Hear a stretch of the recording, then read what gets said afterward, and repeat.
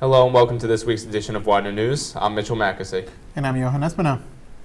President Woolman and Dean of Law Rodney A. Smola presented at the Southwest Education Conference and Festival in Texas. The pair presented a free speech workshop entitled The Search for Common Ground. Their role as presenters highlighted Widener's Common Ground initiative. The School of Nursing has announced the launch of an accelerated Bachelor of Science program. The accelerated nursing program will be at the university's Central Pennsylvania campus in Harrisburg. Students can apply to enroll for the 2019 semester. Winners of the Widener University High School Leadership Awards were announced last week. 163 students earned the award, demonstrating courage and leadership within their communities. Students will participate in a leadership development program at the Oskin Leadership Institute. Now we'll turn to Widener Sports with Ben Schittler.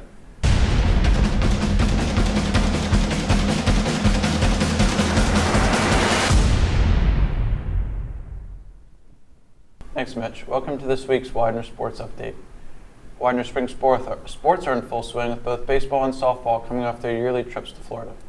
Baseball comes into the week 4-6 overall, and they start conference play this week against Alvernia. Softball sits at 4-2 ahead of non-conference games this week. Meanwhile, the men's lacrosse is off to a rough start at 0-4, while the women's team is 2-2. Kelly Lynch of the women's lacrosse team and Allie McDowell of the softball team both earned MAC Player of the Week honors. In 2 games last week, Lynch scored 14 points, including 7 goals, while McDowell hit .471 with 7 RBIs over the Pride's first 6 games. Women's basketball junior Devin Rimmer earned second-team All-Region honors from D3Hoops.com for her play in the 2018-19 season. She was also named to the MAC Commonwealth All-Conference team after leading the league with 19.6 points per game and a 40.3% three-point average. In Philly sports, the Sixers defeated Indiana 106-89 Sunday, moving to a tie with the Pacers for 3rd place in the Eastern Conference. Joel Embiid scored 33 points in his return from injury, and the team hosts Cleveland tonight at 7 p.m. Flyers scored a 3-2 win over Ottawa yesterday, and with 76 points in the season, they are currently 1 spot behind Columbus for the final spot in playoff berth in the Metropolitan Division.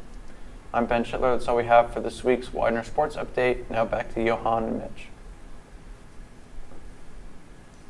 Today, the United Kingdom became the latest country to ban the flight of Boeing 737 MAX 8 flights in and out of its airports. This came after a MAX 8 plane crashed into a field in Ethiopia, killing all 157 passengers. More than 24 airlines around the world have grounded the planes. A team of U.S. aviation experts arrived in Ethiopia on Tuesday. They began collecting data aimed at solving the mystery of what happened on that tragic flight. British Parliament is set to vote on Prime Minister Theresa May's plan for Brexit. If her plan is defeated, Mrs. May has promised lawmakers a vote on whether Britain should leave without a deal, something that could upend the country's economy. If that fails, they would then vote on whether Britain should request an extension of its negotiation with Brussels. Britain is scheduled to depart the bloc on March 29th. Drug enforcement agents seized 3,200 pounds of cocaine in New York.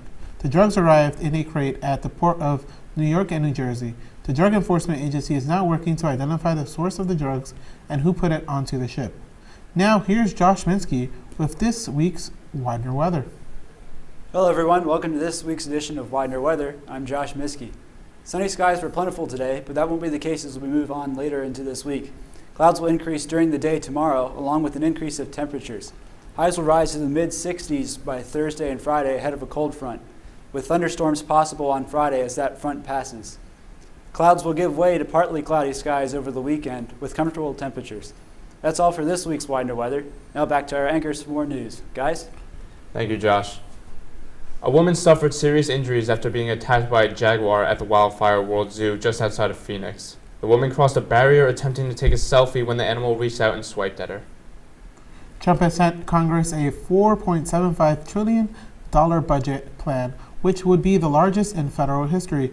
The budget calls for increased military spending and sharp cuts to domestic programs for the 2020 fiscal year.